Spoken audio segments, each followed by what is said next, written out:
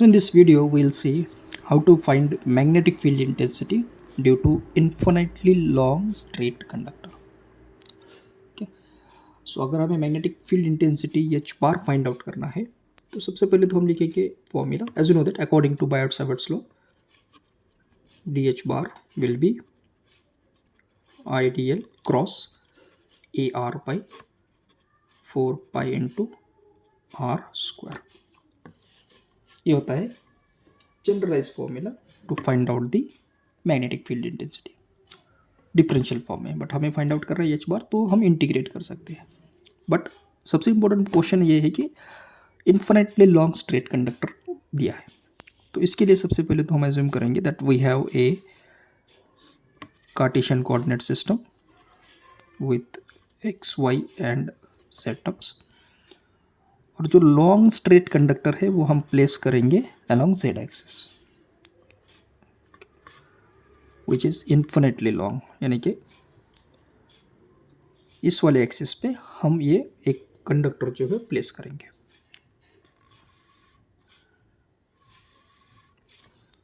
Fine. So this conductor carries A current of I और इसके across हम consider करेंगे डिफरेंशियल लेंथ कुछ इस वाली पोजीशन पे. लेट्स अज्यूम यहाँ पर एक small amount of differential element हमने अज्यूम किया है तो ये आ जाएगा dl. अब क्वेश्चन ये है कि हमें फाइंड आउट करना है magnetic field intensity due to ये कंडक्टर की वजह से. तो अगर ये करंट कैरिंग कंडक्टर है तो इसकी वजह से लेट अस अज्यूम एक पॉइंट P यहाँ पर हम एज्यूम करेंगे. तो इस कंडक्टर की वजह से इस वाले पॉइंट पे कितना मैग्नेटिक फील्ड इंटेंसिटी इंड्यूस होता है ये हमें फाइंड आउट करना है. तो अगर ये हमें फाइंड आउट करना है तो एज्यूम करेंगे कि ओरिजिन से इस वाले पॉइंट का डिस्टेंस है r. Okay. So point P is situated at r distance from the origin. अगर ये r डिस्टेंस पे है तो हम उसके कोऑर्डिनेट्स भी निकाल सकते हैं. सिमिलरली ये z एक्सिस पे है तो इसके x और y कंपोनेंट 0 आ जाएंगे. तो इसके बिहाफ पे हम डिफरेंशियल लेंथ भी फाइंड आउट कर सकते हैं. सो सबसे पहले तो ये वाला पॉइंट हम लिखेंगे I into d l. So I into differential length can be written as I into d z, क्योंकि ये जो डिफरेंशियल लेंथ है ये जो कंडक्टर है अलोंग जेड एक्सिस है. अगर ये जेड एक्सिस के अलोंग है तो इसका डायरेक्शन हो जाएगा along D Z. That's why I into इसको अगर हम डी एल बार भी लिखेंगे तो ये आ जाएगा I into d Z. Let's assume this is first equation. अब हमें इस वाले पॉइंट पे फाइंड आउट करना है magnetic field intensity.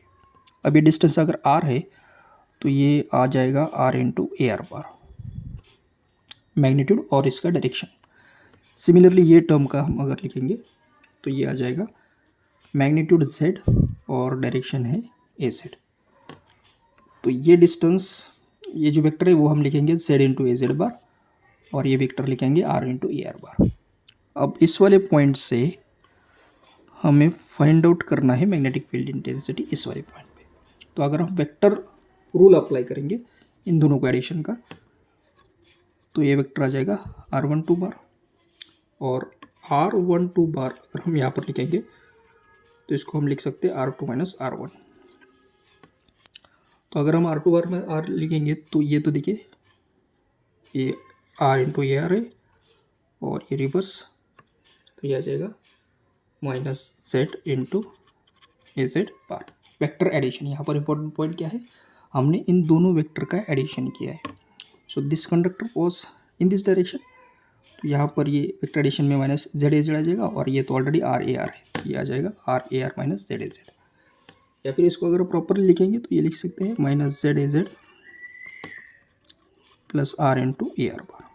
This is a second. और इसका मैग्नीट्यूड भी हम फाइंड आउट करेंगे.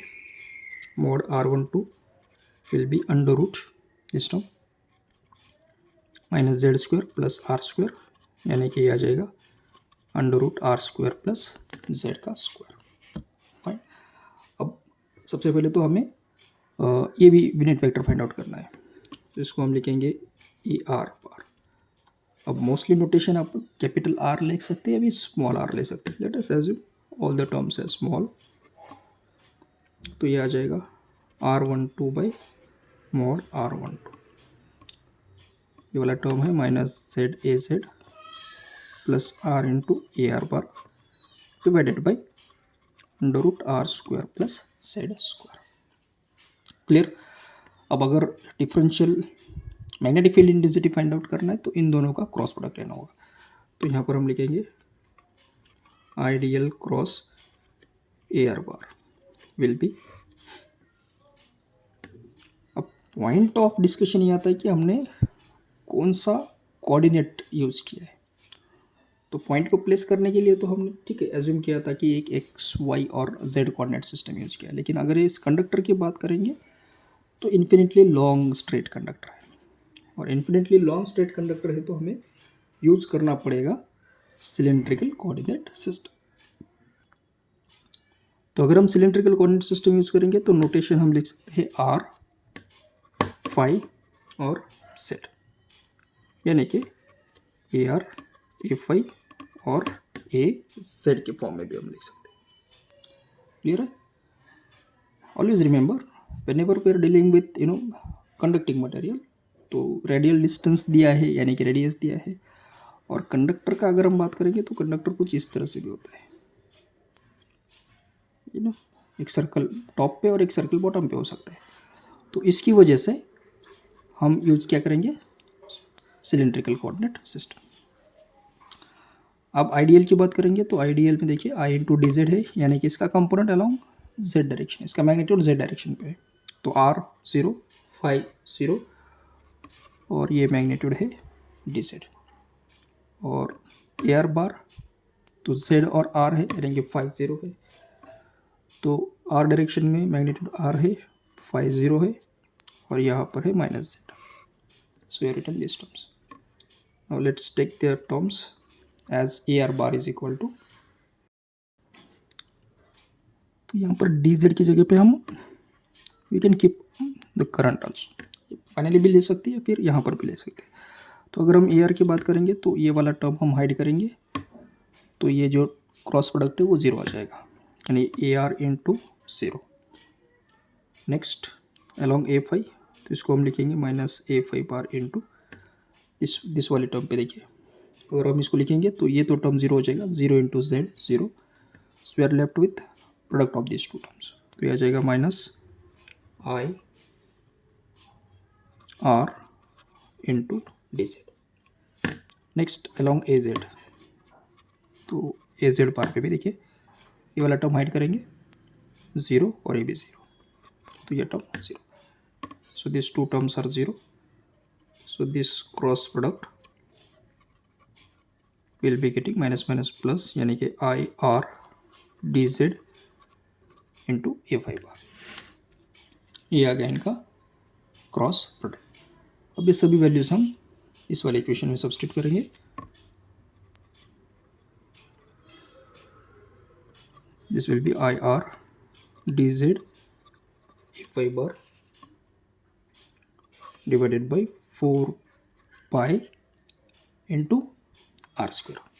अब आर स्क्वायर तो ये वाला टर्म है देखिए, under root are square plus Z square का स्क्वायर, एंड इसी के बिहाफ पे वन मोर टर्म, जो यूनिट वेक्टर हमने यहाँ पर लिया था, यस, इसका मैग्नीट्यूड यहाँ पर ऐड करेंगे, under root are square plus Z square. तो ये एंटायर टर्म जो है it will be divided by हो जाएगा are square plus Z square, तो ये भी आ जाएगा are square plus Z square. तो ये टर्म हम लिख सकते हैं in a proper format, this will be I R D Z A phi bar divided by 4 pi into ये वाला टर्म देखिए, ये 1/, इसको अगर प्रॉपरली लिखेंगे इस वाले टर्म को, तो ये आ जाएगा are square plus Z square, और ये है r square plus Z square is to 1/2 under root 2 है। तो अब अगर बेस सेम है तो पावर का एडिशन, तो यहाँ पर पावर 1 है, 1+1/2 यानी 3/2 हो जाएगा। तो इसको हम लिखेंगे r² plus z² raise to 3/2। ये हो गया differential magnetic field intensity. But हमें फाइंड आउट क्या करना है, तो हमें फाइंड आउट करना है h bar. So let's integrate on both the sides. So will write integrating on both sides. So we will be getting h bar as integral of this term ir dz a phi bar 4 pi r square plus z square raised to 3/2। तो हमें integrate करना है along z component. तो यहाँ पर लिखेंगे z -2 plus infinity, क्योंकि जो कंडक्टर है इसका लेंथ इन्फिनाइट है और इसको हमने प्लेस किया अलॉन्ग z एक्सिस, तो इसका लिमिट आ जाएगा -इन्फिनिटी टू +इन्फिनिटी। अब अगर इसको इंटीग्रेट करना है तो जो कांस्टेंट टर्म है वो हम बाहर निकालेंगे। कांस्टेंट टर्म क्या क्या आ जाएगा, i divided by 4 pi z -2 plus infinity. अब ये r भी हम बाहर निकाल सकते हैं। We are left with 1/r² plus z² raise to 3/2 along 5r।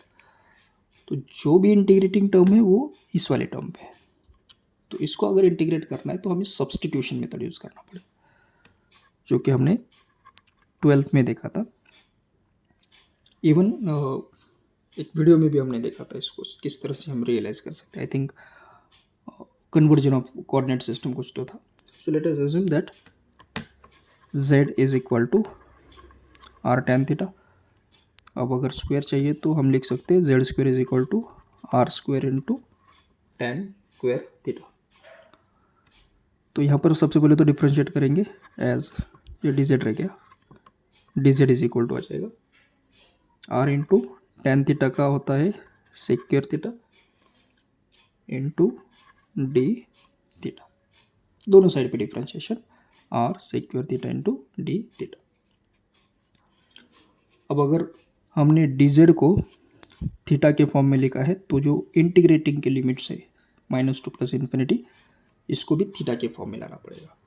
तो अगर इसकी बात करेंगे सबसे पहले z अगर -इन्फिनिटी है तो देखिए z -इन्फिनिटी है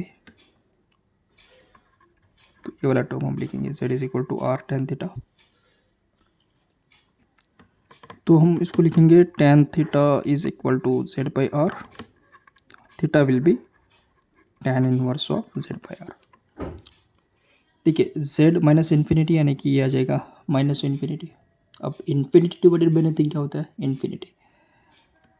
तो थीटा भी कितना होना चाहिए, ऑब्वियसली इन्फिनिटी। अब ऐसे कौन सी वैल्यू है जब भी पूरा टर्म जो है वो इन्फिनिट हो सकता है, तो ये आ जाएगा -π/2। यानी कि अगर थीटा इज इक्वल टू -π/2 है तो भी z क्या हो सकता है हमारा -इन्फिनिटी। अगर किसके भी हाथ पे आ सकता है तो देखिए tan theta is equal to होता है sin theta by cos theta. अब अगर tan थीटा हमें इन्फिनिटी चाहिए तो डेफिनेटली इसमें से जो डिनोमिनेटर है यानी कि cos थीटा वो क्या होना चाहिए, 0, क्योंकि एनीथिंग डिवाइडेड बाई 0 इन्फिनिटी होता है। तो cos का ऐसा कौन सा एंगल है जब वो 0 आता है, अगर थीटा इज इक्वल टू है π/2। दैट इज़ वाई अगर मुझे माइनस वैल्यू चाहिए तो थीटा क्या आना चाहिए, -π/2। सिमिलरली z प्लस इन्फिनिटी को थीटा कितना आना चाहिए, +π/2। तो जो इंटीग्रेटिंग लिमिट्स है वो आ जाएगा -π/2 टू +π/2। तो इसे को हम एक्सटेंड करेंगे and will write here h bar as integration of ir by 4 लिखेंगे एज इट इज़। और ये टर्म अब थीटा है -π/2 to +π/2 into we have dz। अब dz इज इक्वल टू आ चुका था r सेक्यूर थीटा, तो ये है r into secure theta into D theta divided by ये वाला टर्म r² प्लस z²। तो इसको हम लिखेंगे r square plus Z square की जगह पर r square into tan cube theta raise to 3/2 और ये direction as it is. Fine. अब इस वाले टर्म को हम सिंप्लीफाई करेंगे। I am using the same paper, that's why background में जो हमने पिछला एग्जाम्पल देखा था वो दिखेगा। सो ये आ जाएगा H bar as I into 4 pi minus pi by 2 plus pi by 2. This r into r will be r square sec square theta d theta upon r square common निकालेंगे तो ये आ जाएगा 1 plus tan square theta into a5। अब 1 plus tan square theta यानी कि sec square theta होता है। So this will be I upon 4 pi integration r square sec square theta d theta divided by, I think I should have to turn on the flash, sec square theta ये हो जाएगा r square into sec square theta, ये 3/2, ये भी 3/2 into a5 bar. तो इस वाले term में ये और ये हो जाएगा cancel, r square get cancel, sec square theta divided by sec cube theta. So finally इसको हम लिखेंगे sec square theta by sec cube theta d theta into a5 bar. तो यहाँ पर स्क्वायर और यहाँ का square cancel, so we are left with 1 sec theta d theta into a5 bar. अब 1 डिवाइडेड बाई सेक यानी कॉस थीटा होता है, तो कॉस थीटा का अगर हम इंटीग्रेशन लेते हैं तो वो होता है minus sine theta, minus pi by 2 plus pi by 2। Actually इसका इंटीग्रेशन हो जाएगा plus sine theta, 1 sec theta is equal to होता है कॉस थीटा और इसका इंटीग्रेशन प्लस साइन थीटा है, ये direction as it is. So will put the upper and lower limits. As upper limit है plus pi by 2 minus sine of minus pi by 2 into a5 bar. अब हमें पता है sign of minus theta यानी होता है minus sine theta, तो ये टर्म हमें मिलेगा I divided by 4 pi sine pi by 2 यानी 1 और ये minus minus plus 1 into a5 bar यानी कि 2 और यहाँ पर 4, तो ये कैंसिल हो जाएगा and at last we will get, so हमें ये मिलेगा H bar is equal to I divided by 2 pi into R along a5 bar. Actually from where we are getting R, तो देखिए यहाँ पर एक्चुअली ये आर स्क्वायर ये cancel हो जाएगा कि ये हमने लिखा था, यहाँ पर हमने आर स्क्वायर को कॉमन निकाला था, एक्चुअली ये एंटायर टर्म के लिए है। तो अगर ये स्क्वायर ये कैंसिल होता है तो ये मिलेगा r⁻³ और ये r⁻³ और ये आर स्क्वायर कैंसिल यानी डिनोमिनेटर में हमें मिलेगा r, तो every time we should write r। तो ये आ जाएगा हमारा magnetic field intensity due to infinitely long straight conductor.